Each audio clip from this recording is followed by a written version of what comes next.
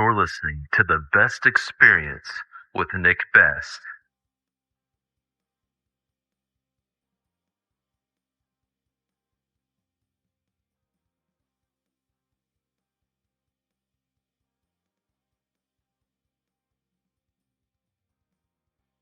All right, this is The Best Experience with your host, Nick Best and the Angry Dad. And before we get into today's podcast, we'd like to thank our podcast sponsors, Barbell Apparel, a premium athletic wear engineered for performance with a tailored athletic fit, refined clothing for an athletic body type. Evolution Athletics, a supportive gear company owned by Brian Shaw, four-time World's Strongest Man and Strongest Man on Earth. We believe in all athletes and supporting their journey towards greatness. Iced Up Industries, some of the best cold plunges, cold baths you can get on the market. And you can get $50 off with code BEST at checkout at icedupindustries.com. Please use our links. We really appreciate it. And thank you so much. And with that, ladies and gentlemen, we're here with Mitchell Hooper, World's Strongest Man, two-time Arnold, and Arnold UK. And a whole bunch of other stuff that I can't even keep track of anymore. Good couple of years. The list lift is heavy, crazy. Be kind. No stone unturned. I mean, how do you find time to do For real? Things? Oh, every and time I turn around, husband and father as well. And congratulations, by the way. That's absolutely amazing. Well, I don't know where to start with all that. The time bit's interesting. I always feel like there's this bullseye that I do with people who work for me, and in the middle is -1 in a stage in your life where you're going backwards slightly, which is actually okay for periods of time. Then outside of that, you have +1. I just don't believe in stagnation. And +1 would mean that you're progressing steadily. And +2 is sort of like this temporary idea of you could push really hard to excel. But at some stage, you're going to burn out. And I have no idea how I haven't burnt out from being in what I call +2 or +3 for so long. But thankfully, I have really good people around me. I have a bunch of people who work for me who take care of various things to make sure that they're ticking along. But I always joke that my life is mostly going from when someone's on shift and I'm working with them, and then they're off shift and I just go work with whoever's on shift next. And it's a constant struggle, but you have to realize and recognize that one day you won't be the strongest man in the world, and you're going to have to create something that has some sort of lasting effect after you're done with the sport. And that's really my primary concern, because financially I'll be fine. I know that. And I know that I could do things with just take care of myself. But I have people who work for me, and when I'm done the sport of strongman, there's no way that I could turn around and just tell them that, sorry, the career you thought you had doesn't exist anymore. Right. And then it's being a dad adds a whole nother layer to the fold. And it makes you question a lot of things about your life and how you choose to spend your time and what you're doing, because you're a bad dad if you can't provide, of course, but you're also a bad dad if you're never present. And correct. It's where's the balance and where does it shake out? And I sort of have this timeline in my head where I'm going to be much more reasonable with my travel and my schedule once my daughter has the capacity to be able to miss me and know that I'm not there. That's my ultimate goal. Yeah. And it won't be long. She's pretty little right now, which is awesome. I mean, they grow so quick. Yeah, they grow fast. It's so neat when you're sitting there holding them, they fall asleep and all the other stuff. Yeah. But it won't be long until, she starts popping that mom, dad out there. It's a neat feeling. It really is. Well, she's going to be at World's Strongest Man. We'll see how that goes. But hopefully she travels well. And then the solution to being away is that she just comes with me places.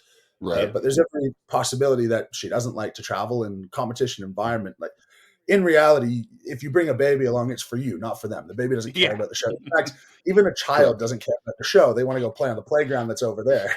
Mm-hmm. And I started my strongman career when Dylan was about 5.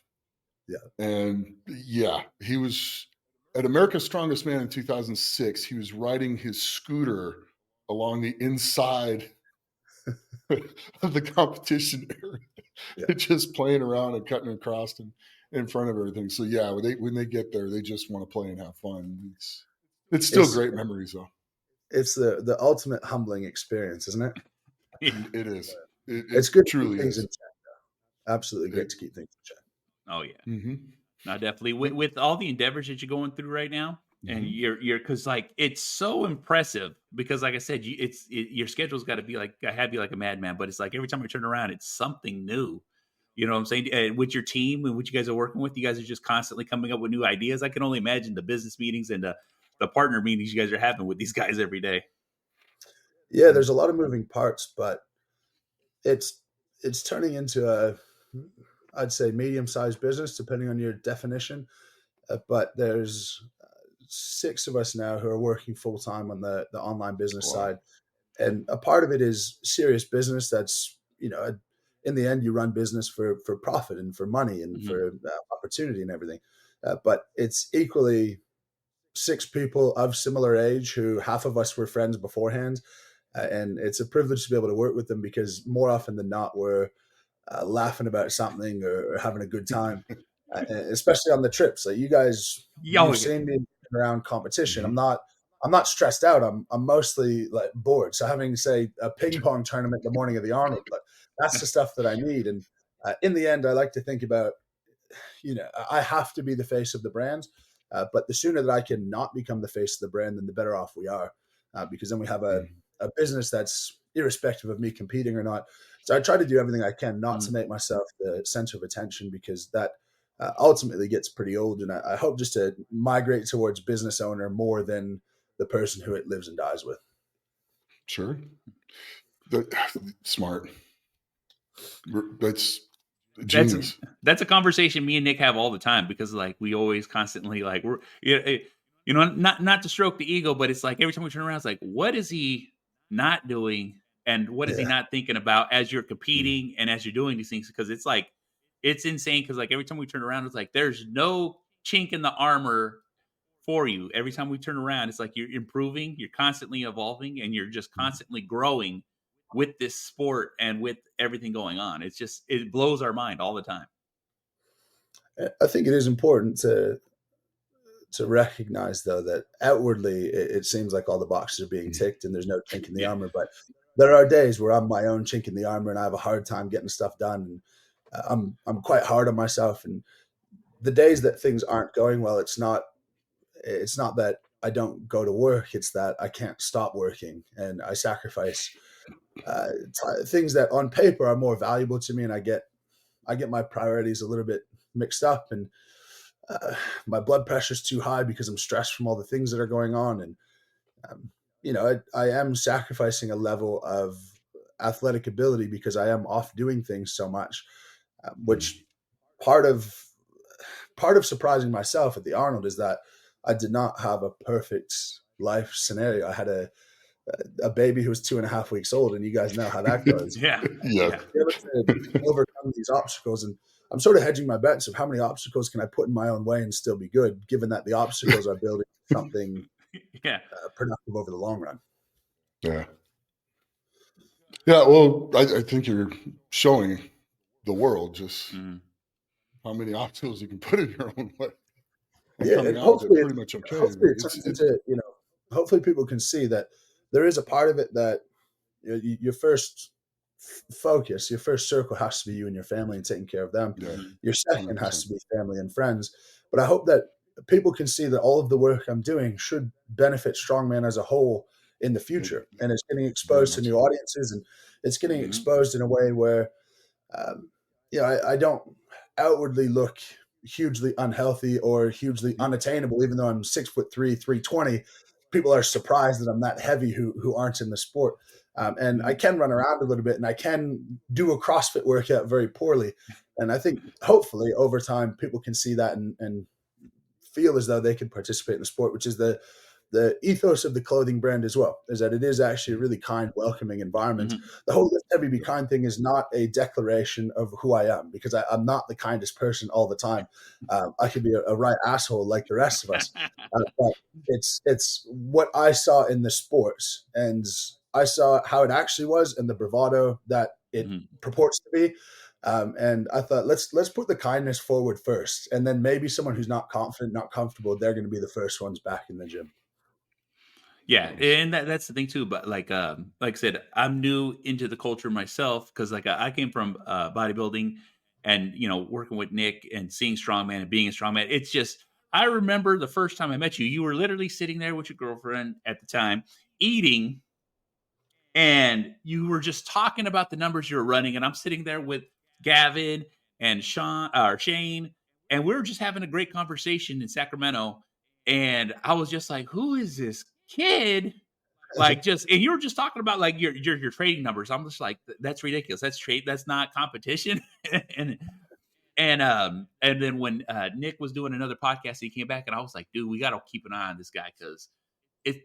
Just the way you were talking was like I could see the glow, the image, the energy, everything coming from you as we were just having this great conversation during while you were just eating real quick. It was like right at I think second day of qualifications. It was just like I said, it was just I could see it in you then. And then I even talked to you later that day because we got you on our other podcast for Legends of Iron. And I was just like, man, this kid's coming up quick. And now I'm just like turning around to literally the second year, you just take it. This is like, what the hell? Yeah. It's logically I can get there, and logically I can tell you how I can beat anybody. Emotionally, it's I feel like I'm gonna wake up tomorrow and realize that I got hit in the head 2.5 years ago. That's really you can't tell me a person who's been so fortunate in the sport to come along at a time where the style of events suit them, and to come along at a time where the prize money is what it is, and the opportunity in such a growing field is where it is. And to be honest, it's an extension of my life. I might be the world's strongest man, but I think I'm the world's luckiest man as well, because this 10 years ago, if I came along, like even if I was as good as I am now, you'd still make a living, but how good? And in 10 years time, when the prize money is much larger, you're probably going to have guys who I wouldn't hold a candle to come along. So I think, I'm just, I'm in an incredibly lucky time, and I feel a big responsibility to make sure that I'm giving back. But, every time someone says, I can't imagine, it blows my mind how fast you've come up, and blows my mind what you're doing.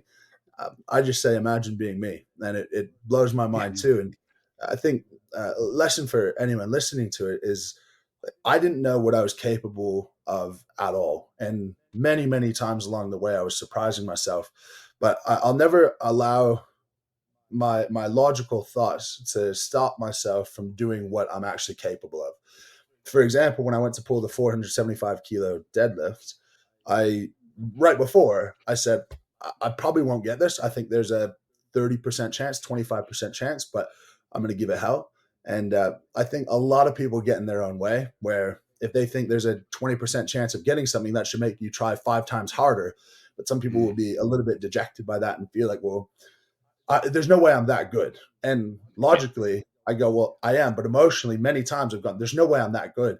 It's only been recently, after 13, 14 podiums in a row, that have gone like, you know what, this shit is not a coincidence. It's not a fluke. Yeah. Not.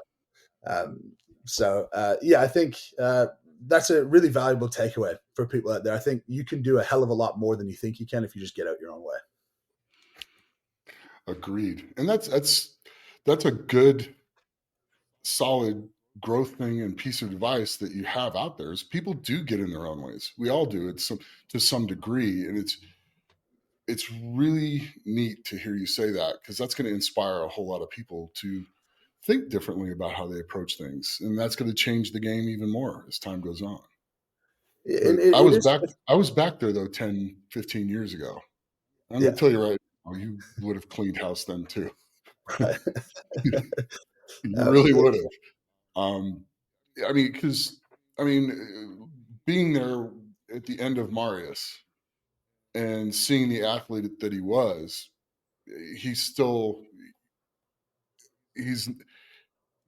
unbelievably good, but it's still not at that level. I was there when Derek was at his peak. Sadrunas, Brian, I've seen it, and athletically, and just with the events, there's nothing put in your way you're not going to be in the top 3 in. that I've seen moving forwards. There's nothing. They're they're going to have to. There's no way to design something that you're not going to figure out and function unbelievably well at, because you're that good, your discipline's that good, your mental capabilities more than I've ever seen at figuring things out, knowing how the body works, knowing how to, you know, execute the lift or whatever it is, and then recover from it. And the stuff you're talking about, the nervous system, the blood flow restriction, and stuff like that. I'm looking at that stuff, going, "Oh wow, I'm learning new stuff. I never thought about the blood flow restriction stuff that you're doing now." Yeah. And I think that's absolutely amazing. And now watching much more of that to get more ideas and stuff like that. So it's neat to see how you're progressing, and then how you're taking the knowledge you have of recovery and helping people with that and moving it on to the next level.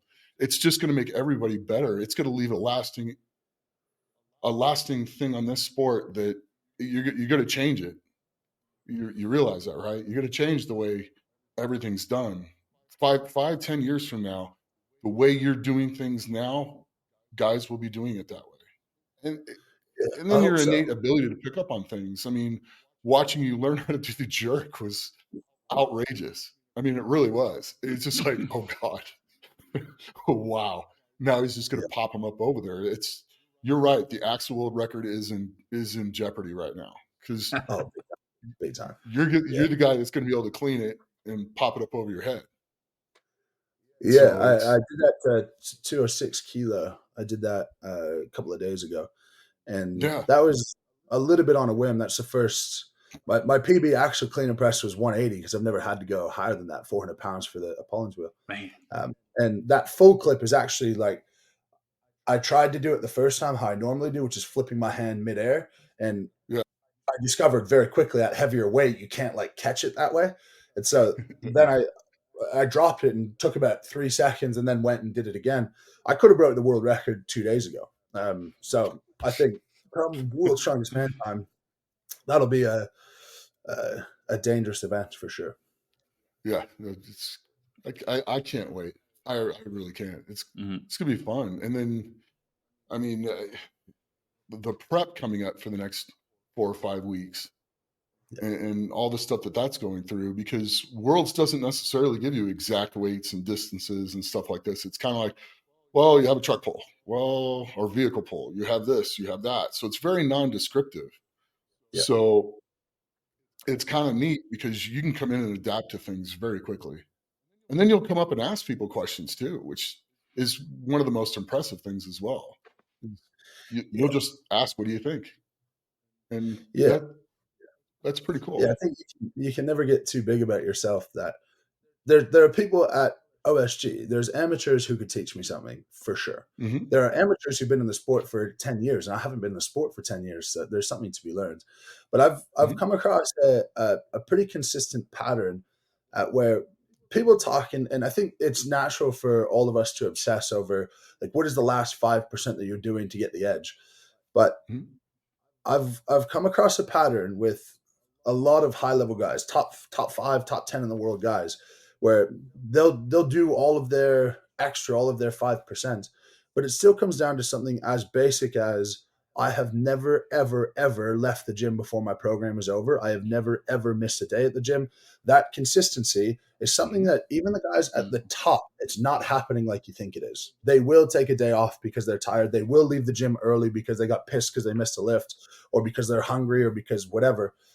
And I think it's funny how many parallels there are between being a top level athlete in the world and just trying to generally be healthy. The fundamental of that is that you have to put in a very good effort every single day, and it doesn't have to be unreal. But I think that's the real edge that I have, is that training for me is never a negotiation. Sometimes it's not perfect. Sometimes it's not the right implement, but people will talk about how I used a shitty Fingles finger, but I did every fucking session on that finger. I hit every single thing I was trying to do. And you might have had a perfect finger, but you only put in 75% of the work on it. You skipped a couple of sessions. That's still the stuff that I believe makes the most difference. And then all these extras, the blood flow restriction, the no stone unturned, all that, is genuinely as much fun personal experiments and social media content as it is actually trying to make myself better. I think all of those things have just really started to align, and I will be better at World's Strongest Man than I was at the Arnold. And I think that's a dangerous prospect for everyone else. Yeah, and you're Yeah, really dangerous at both of those Arnolds. Yeah. I think going in, you're the hands down favorite this year. I mean, there's no questions asked. The momentum, as far with the momentum and just the things that you're doing, but also in your process and the way you do things. I don't. There's guys that are out there working hard, but I don't think there's people out there working smarter and harder at the same time, getting the most out of everything that they're doing. You're the most calculated person I've ever seen at that. And that's saying something, because I've seen some lifters in my day and some competitors and some strongman guys and some power lifters and stuff like that. And the absolute approach that you go to these things that are the most cerebral that I've ever seen. Like I said, a lot of the stuff that you managed to do is going to change the way things are going for the next 10, 15, 20 years. They really are. It's quite funny, because I think a large part of that is I didn't come up in strongman. I was never indoctrinated the way that most people are. And so I've sort of found my own way to do everything and realize that I'm not normal afterwards, which is sort of a euphemism for my life, just discovering that I'm not normal at a certain stage. That's the title of this episode, Not Normal. Well, we just got the episode title. Say something like at the Arnold UK, we're doing a farmers for distance. There's a chalk ball at each end, right? And to me, it's like chalk is that is 50% of your grip. It is as important as having strong grip as how chalked up can you get your hands. So to me, it's just like I'm not even thinking about I need to put chalk all the way along the way. And then, of course, I need to chalk up my hands with 15 seconds left. I couldn't have run to the chalk ball. I wouldn't have won the event if I didn't put chalk down everywhere. But I don't really pay attention to what other guys are doing in terms of their tactics and strategy. Only after do I realize that no one else did anything like that. And it's just baffling to me. And I hope that more guys start to think that way. And I think it's gonna change the sport in one of two ways. I think it's either going to become a little bit more meticulous and taking care of all of those little things, or promoters are going to have to change the rules so that guys don't have a 2-minute time limit, stand and stare at a log for 45 seconds before they do another rep, because I recognize that that's not interesting to watch, but you also have to take advantage of every single rule afforded to you. And I don't know which way it's going to go, to be honest. So over time, I guess we'll find out, but it's certainly fun to hopefully be pushing the sport in a more positive direction. Oh, much more positive. Plus, you're doing it in a healthy way, or it's a sustainable way, where you're not going to you're going to be done when you want to be done. You're not going to come into where you're having a health issue and you have to stop and you have to back off. You're going through it the right way. And if you want to do this 10, 15 years, you're going to be here. If you want to do this 5 more years, you're going to be here. You're going to be able to stop when you want to stop, not because you have to stop. And that's probably one of the most impressive things as well, is you're doing everything in a sustainable way. Yeah, well, I do feel healthy, and I was in Nashville for a couple of days, getting some blood work done and making sure that side's taken care of. And I think genuinely monitoring my health and being cognizant that there are things that we're doing that are not good for your health. Yeah, there's a supplementation side to that, which I think is talked about too much in terms of how much that affects your health. But there's the reality of being 325 pounds. And that's not good for you. In my last No Stone Unturned, I talked about BMI as a thing. And I think it's a really triggering thing for people in the sport to be told, like, you are obese and that means something. That's not a good thing. Yeah. You can do things to make it less harmful, for sure. Like exercising regularly is great. It's combating that. Eating a healthy diet is great and good. It combats that. But like, all of these things count. And for me, I know what being heavy puts on your body. I know what the acute spikes in blood pressure do to your heart over time. And you're just naive or dumb if you don't think that it's going to have really long lasting effects, which is why I won't go above 325, 330. I just won't do it. If that loses me a world's title, okay, but good on the guy who's going the extra mile. But on the flip side, I think taking care of your health, then you sleep a little bit better, you recover a little bit better, you move much better, and it probably helps you in the sport more than it harms you. So hopefully that's another legacy that I can leave behind, is that caring about your health and your body is integral to performing at the top level. No, 100%. Same thing. I never wanted to get above 320, 325, 322 is the heaviest I've ever been. So I get it. I mean, 100%. I mean, yeah. And the thing is you have the ability to still stand with everyone on the static events. And that's what, if you already have that ability, why do you need to be heavier? If you can do it, Yeah, do it. And you can. So there's no reason to take yourself that much further when there's the risk to reward is not there. absolutely. So, it's just fun. Plus it's fun just seeing you and catching up with you too. Yeah. When did they let you out of those handcuffs, by the way? The handcuffs. At OSG. At The OSG. handcuffs when they handcuffed you. Yeah. A couple of minutes, I sweet talked him. I said, "Do you know who I am?" And then Oh, that's awesome. So that has to be the sport, right? We're who gets into strongman? The average person who gets into strongman is not someone who, like, and not to say that no one in the sport has lots of friends before they get in, but more often than not, we're sort of outcast. We sort of don't get along with a huge number of people for whatever reason. Maybe because you're abrasive, or maybe because you're shy, or maybe lack self-confidence or something. We all get into the sport because we're a little bit broken in some way. And I think I came into it a little bit different than other people, but I very much still resonate with that message. And say something like stupid like that, like the laughs in and around that, and having other people see us just fucking about and seeing that, okay, it's not as serious as people might think it is, then hopefully it adds a layer of enjoyment. Because I think not enough people in the sport are having fun. And that's why I value having fun in and around strongman so much, because that's what it started as. No one gets into it and says, this is going to be my living. Well, and the people who do are like daft. You should not ever have that. This should be the cherry on top. But hopefully that then just, again, drops a barrier. People realize that they should be having fun. And if you're not having fun, go do something else. Because even if you become a pro, you make whatever money you make. If you're not having fun, it's just a waste of time anyway. Yeah. No, that's I couldn't agree more. Yeah, it's just so, some of the stuff, where do you come up with these ideas though? I mean, some of this stuff I'm just watching and I'm just like, it'll be 10, 20 minutes before I stop laughing about it. They're like, what's so funny? And I'll show people the video. They're just like, oh shit. I'm like, well, if you're not, go follow them. So, but I mean, it's just funny. Some of the stuff, the girl, the weight, how much do you weigh? 135. Like, Yeah. It was 135. And that was hilarious. Some of it is like me and my team, we will just send stuff to each other and then rip it from other people. I would say that's maybe 10%, 15%.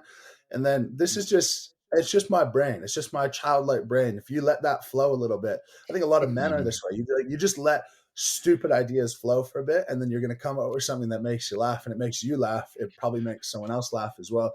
My favorite one was the butt plug video.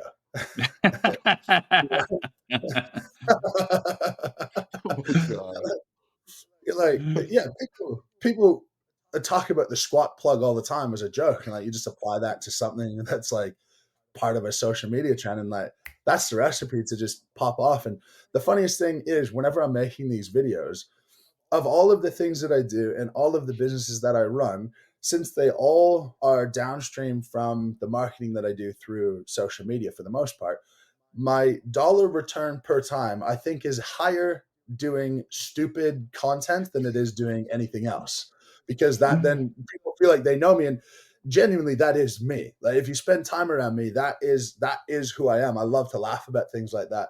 And then, then it builds a loyal fan base. It grows the fan base because it can go viral. And just making sure to have fun in the process, because the days are long. And I'm treating strongman as a sprint until I retire, and then I'll back things off quite a bit. Yeah, nice. That's good. I will say this: at Worlds, though, watch out. Eddie likes to stick plungers on people's heads. So just Yeah, make you sure might you're not want to have a fresh, clean make shave. sure you're not freshly shaved, Oh, or pay attention to where he's at all the time. At least I'll, he's good enough to buy a new plunger. I'll steal a yarmulke from one of my Jewish friends, and that'll be my protection. But oh man, that's freaking awesome. I'm like so excited for this Worlds, dude. I cannot wait to go. Oh yeah, it's already stacked. But Yeah, it's gonna get. Oh my gosh, I'm just sitting here just laughing. So, hips. The internal. So now I'm going to sit here and pick your brain. Okay. So you know how bad the rotation on my hips are, correct? Yeah. You're locked in.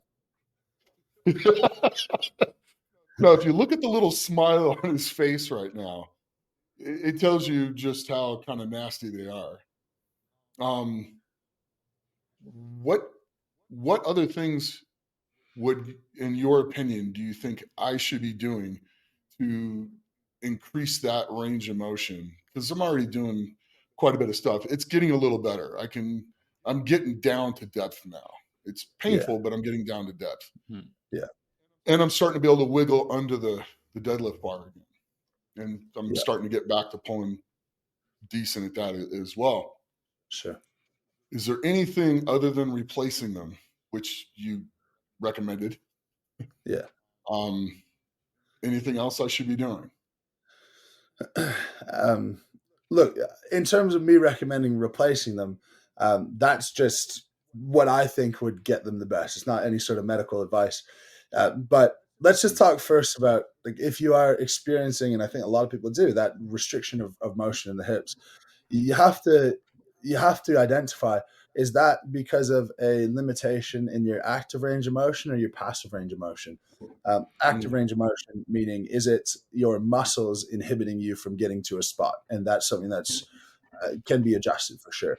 If it's passive, then it's your soft tissues. Now, let's talk about soft tissues for a second. When you're older, what are the two things that never stop growing? Your nose and your ears. Nose and What's ears, up? yeah. Your nose and ears. Your nose and ears. And uncut bones. And the reason that the nose and ears continuously grow is because cartilage never stops growing as we get older. In a lot of ways, our soft tissues continue to grow unless they're stimulated in a way for them not to. So, for example, your intervertebral discs are not the same as soft tissue per se, but they won't grow because we constantly have that pressure on them. The same way that an ex-gymnast will be able to do the splits for 15 years after they're done, because we do retain that adaptation. But the cartilage in your hips continues to grow forever as well. And if we think about how a baby can squat the way they do because they have so little, their acetabulum, which is where the femur sits, it's so shallow that they have heaps of range of motion. Their head is also disproportionately heavy to their body, so they can balance in this really nice upward position. Sometimes you'll see on social media that how good it is and how broken adult bodies are because we can't do that. We're not meant to be able to do that, first of all. But in your case, that cartilage continues to grow and grow and grow and grow. Well, at a certain stage, it's going to grow over the head of your femur so much that you just hit this endpoint. And when you hit that endpoint, the only thing that could happen is you round your low back and your pelvis rotates instead of your hip, or you abduct your knee, as in that you shoot it out to the side in that only plane that your hips are allowed to go. And so your physical therapy, your rehab, your stretching, all of that is going to expose as much active range as you can, but it's never going to fix your passive range. And so you do have a very low ceiling on your ability to be able to increase the range in your hips. That being said, the things that you're doing are exactly what you should be doing to not lose any more range. If you're squatting to full depth, you're not going to allow the cartilage to grow over the hip. If you're trying to get down into deadlifting, you're going to improve in small ways, whether that's figuring out how to do it or just retaining that range in your hips. The thing that's most important is the day that you stop trying to do that. If you just said that I'm going to take 6 months off from squatting, I promise you're never going to be able to squat to depth again, because that cartilage is going to grow back over, and now you've lost your range, and now you're in big trouble. And I say this because I've actually like grabbed your hips and I've moved your leg, and you can feel the difference between like this is something that could be stretched or just like there's a hard block. You know, when you're stretching Right. something, you know, a hard block or a soft block. You're stretching hamstrings. If someone says I'm done, you could give it a little bit extra. There's a little bit of movement there. When I take your hips into flexion, it's just like boom and out to the side, like straight away. You're like you try to push it in, and you're like it's like beating two rocks together. Like, it's never going to happen. So that's why I say replacement is something that probably is a smart thing for you to do and has really good outcomes compared to what they have had in the past. And the actual load of squatting is much less than the load on your hips of doing a yoke, right? Because Yeah. the body doesn't feel force. The body feels changes in acceleration. And sorry, the body doesn't feel load. The body feels force. And force is a change in acceleration in the weight. And in the hip, when you're yoke and you're bashing your foot into the ground, that's way harder on the hip than it is to slowly descend with a 850 squat or whatever it may be. Yeah. So it's a long-winded answer to yes. Yeah, I think you're doing everything you can do, but if you really want to be functioning optimally, a replacement is probably a good shout. Oh yeah. Well, thank you very much. It's funny because we always joke Nick's got a built-in squat suit. You know what I think of that? How dense his muscles and how tight his body is. He's like, People need to realize though that your hips didn't get that way from strongman. It didn't get that way from training. The overarching thing about deterioration of joints is genetic, and exercise clinically has been shown to reduce the risk of soft tissue deterioration. People who run have higher cartilage turnover, meaning it's protecting degradation compared to people who don't run. And so we don't have two Nick Bests to say, here's the one that exercised and had hip replacement. Here's the one who didn't exercise and perfect. But the evidence would say that you're actually in a better spot now than you would be if you weren't squatting heavy. So no one out there should be afraid of them moving like we do, their parents moving like we do. Just if you want to be healthy, just take 20% off of the intensity, and that's a really good place to be in. Right on. Thank you. I really appreciate that. Probably weren't expecting to go to do that today. But No, thank sorry. you very much. No, I appreciate it. It also proves to my point of everything that you do. You're so knowledgeable. You're just a wealth of knowledge, and that he continues to learn and continues to grow. So it's neat that you get to share this stuff with people. And I just got very lucky that you just happened to work with my hips, and I wanted to it was kind of one of my ways to show you, to get you to speak about it, that people can see just how analytical you are and how knowledgeable you are about those things. So it was just, thank you. Yeah, I appreciate it's that. it's quite irritating, to be honest. That people can easily see the upside to relentlessly assessing and calculating, and but there's a part to it where your brain just doesn't shut off, and there's always things spinning, and I'm always googling something and always trying to figure something out and always reading something. But there's another side to it where I am very calculated, and calculated is a compliment, and it's also an insult, because you don't want a calculated friend. You don't want to describe a friend that way. And I have to constantly evaluate, like, am I doing this because I'm doing it for good, or because I'm doing it because I know where it's going to get me? For example, like donating back profit from Lift Heavy Be Kind. I came up with that idea, and the origin of what I was thinking is like, let's give back to the community, and that's great. But then the outcome is people are more likely to support the brand. And you're like, no, I'm just trying to do a good thing, and it's turning out better for anyone else. You're like, well, fuck. I guess you just have to accept that that's how life goes sometimes. Yeah, it is, but you're doing a good thing. Yeah. And that's, at the end of the day, that's the thing. I mean, whether it's calculated or not, good things are good things. People sit there and plan calculated bad things all the time. So, I mean, you're calculating to do a good thing. That is great. And, you know, people are going to detract from anything just out of jealousy or whatever all the time. And that's on them. It's not on you. You're trying to do something that's good. So, you know, I appreciate all the giving back and all the things that you're doing to this sport. And you're one of the few people that will give credit to people when you learn things too. Not a lot of the guys will do that. You teach a lot of these guys things and they won't say anything about it. You will. And that's Yeah. pretty freaking cool on my part. I think that's extremely impressive. So thank you for all that you're doing for the sport, all that you're doing for your, your wife and your family and everything else. It is extremely impressive to see how together it is, and so thank you. You're welcome. And You're welcome. I And do I have hope one other that question. other guys, What's I that? hope other guys can see Mhm. that being world's strongest man has propagated what I'm doing for sure. But at the Arnold, I was the only athlete with a booth. At Worlds, I'll be the only athlete with a booth. At the Arnold UK, I was the only athlete with a booth. And this is just like really easy ways to connect with the fans and it's going to help grow our sport, but also a really easy way for you to grow a brand if you'd like to. And then Yeah. prize money will come, sure, but you don't even have to think about it or talk about it because you're going for two separate reasons. Mhm. Right. But you're also very giving as well. I mean, how many world's strongest men, how many winners have gone out and, sat there at OSG and loaded all those events and pushed all the frames back and picked up all the sandbags and do all that? There was other guys there that could have helped, and they didn't. Yeah, You did. I think, like I've said before, the focus should be on them, not on me. It should be why is that Right. not common, rather than it's particularly special. Because I don't, and I actually run into this problem a little bit. I don't see myself as world's strongest man. I just see myself as Mitchell Hooper, and that Right. is just No, a okay. normal guy who just struggles to get his own laundry done and leaves dishes in the sink, and like happens to be incredibly Yeah. gifted at one thing. And yeah, I work hard, and that's fine, and that's an admirable quality. I've other qualities that aren't as admirable, and I'm working on them. But Oh, we all do.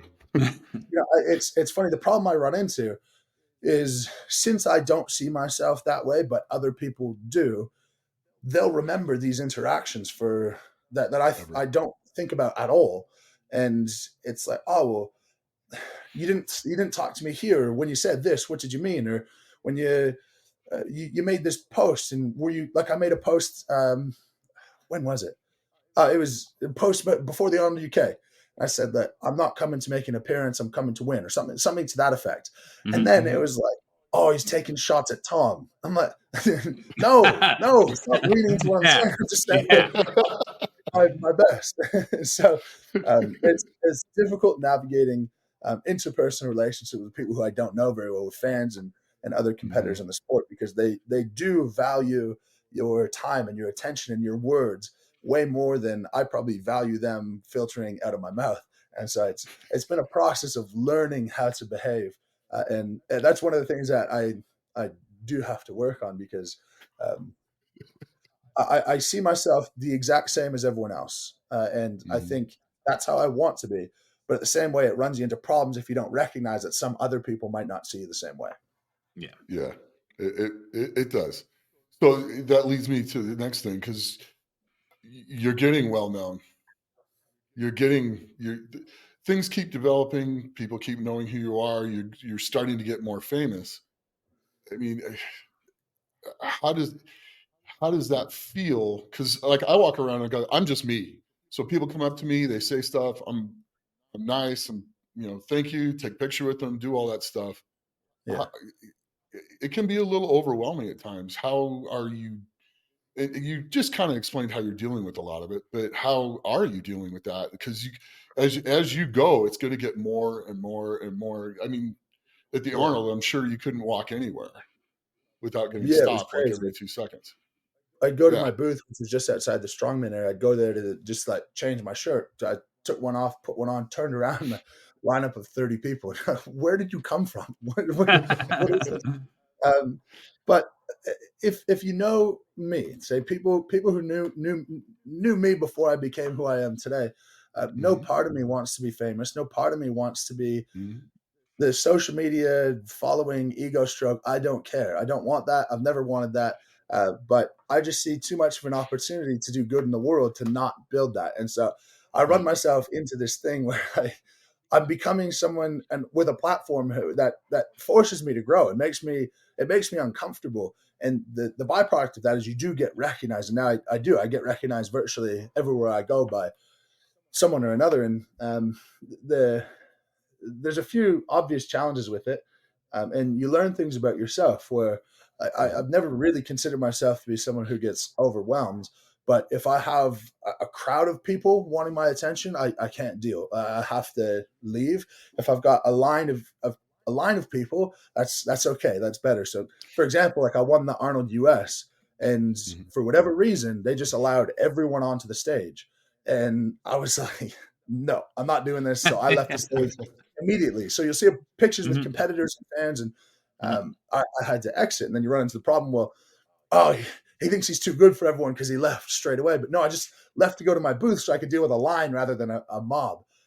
So that's one thing. Another thing is when you're not, if I'm not in a good mood, I just won't go out in public anymore, because I know if I get recognized by someone and I'm in a bad mood, I sort of slough them off, that they remember that and it impacts them. And be training at the gym is becoming more and more difficult. So I'm finishing up my basement gym, and now I know if I really need to focus, that's becoming a basement gym activity. And if I want a little bit of social time and hang out a bit more, I have to accept that at the gym, these people are going to come up. The thing that I've really become comfortable with and have learned is that you're not going to change people's behavior. You're not going to change how they feel. Don't post on Instagram, and I never have, and I never will. Don't post like, don't come up to me today. Don't come up to me while I'm training. Don't, because they want to, and they're excited, and that's fine. But you just have to really control the environment that you're putting yourself in. Just the same advice I'll give my daughter. Like if you put yourself in a scenario, in a situation, and a bad thing happens because you put yourself in a place that you wouldn't be comfortable, well, an element of that rests on you. And so if I go out and I'm in a place or at the Arnold walking around by myself, I know that that's going to get too much, and I know I'm going to act in a way that I don't want to, i.e. like ignoring people or head down or whatever. And that's on me. And I think one of the most powerful things that we can do as people is to take just ultimate responsibility and ownership over everything. So regardless of whatever anyone says, however I feel, whatever it is, if I can put it onto myself and say I had the capacity to control that in one way or another, then I don't feel so bad about it happening, because I know I can correct that in the future. But it is bizarre. It's very bizarre for someone who never set out to be famous, never wanted to be famous, never wanted to be recognized, had a difficult time talking to strangers, full stop, to becoming who I am now. It's a learning process, and it's interesting. And I really just have two very distinct circles. I've got the people who I really trust on a day-to-day basis, and that's a very small set of people. Essentially, it's my family and the people who work for me. And then the second layer is, people who, if I have time and energy, I have time and energy. And if I don't, then I don't, and I'm not going to feel bad about that. And that's really it. I've got so many more acquaintances than I could ever imagine having over the past few years. But I have less people who I would call friends now than I did years ago. And I'm actually incredibly thankful for that. And I'm quite comfortable with, like, if you've got the biggest party you could possibly want to throw, I would have 20 people at my house, maybe 15, 20 people. I'm like, that's plenty. That's a cap. We're good. Yeah. It's interesting on how people handle it, and you handle it with a lot of grace. So that's pretty cool. I try. Yeah, the one thing I will say, though, is there is just generally rude behavior that people just, when they see you as something greater than a person, to me, it's dehumanizing, and I don't appreciate it, even though they're treating you like you're way up here. For example, yesterday in the airport, I forget, the guy had some sort of job there. I don't know if it was TSA or whatever. And he just like yelled like, "Hooper." And I'm like, don't yell at me in the airport. Don't yell at me ever. I've never met you. You're not cheering for me to show. You're drawing a bunch of attention to me. And there's it's just bizarre. And that's the stuff where I'm like, what are you doing? It's going to get you surrounded. Like, just leave it alone and just come up and say a quick hello or something. But anyway, I will never forget that I'm sitting in the house I am, and I drive the car I do, and I have the investments I do and the business I do because of these people. And I will never fail to acknowledge that. And that's why I will be out and available to the public more than any other competitor. I will make myself more available. I will take all of the pictures. I will sign all of the autographs. I'll do everything I possibly can do to reciprocate in some small way. With the ironic thing being, like I said before, that is just going to snowball onto itself, and I do recognize that, and I know that. But the root of it is that I just want the sport to be taken care of. I want to leave it in a better place, and I want to leave individuals in a better place after they speak to me than before. And that's on me to control when I'm open and ready to do that and when I'm not. No, Well, absolutely. it's clear that you're doing that, and from where I sit, I appreciate that. I appreciate that a lot. It's impressive, and it's neat. And I know the sport that I love, that you love, that we all love, is still going to be doing well, and it's going to be even better, and it's going to get better because of people like you. And I hope so. the way we left it, which I'll announce right now, I'm going to do OSG. Nice. I'm going to do it this year. Amazing. I'll be right there with them. You know what I'm saying? We're going to hold it. And, you know, I'll be there as well. I'll be doing my same duties as last year. Sweet. So that'll be good to be able to watch you do your thing. Yeah, I'm pretty excited. It's why stop doing what I love to do? I didn't know how the kidney was going to be. I now know how it's going to be. I'm coming back. You got to get those shoes back, man. I do. We already arranged. So, well, that's amazing. I think it's you bring a lot to the sport. You bring a lot of attention, and you show your vulnerable side more than anyone I've ever met, which I think for for our sport is incredibly valuable. So, however long we can keep you around, then I think the better off we are. Thank you. I appreciate that. Thank you very much. Oh yeah. And Nick, with that being said, you know, Mitch, you have lift heavy, be kind, but Nick has his own saying, and we usually end the show like that.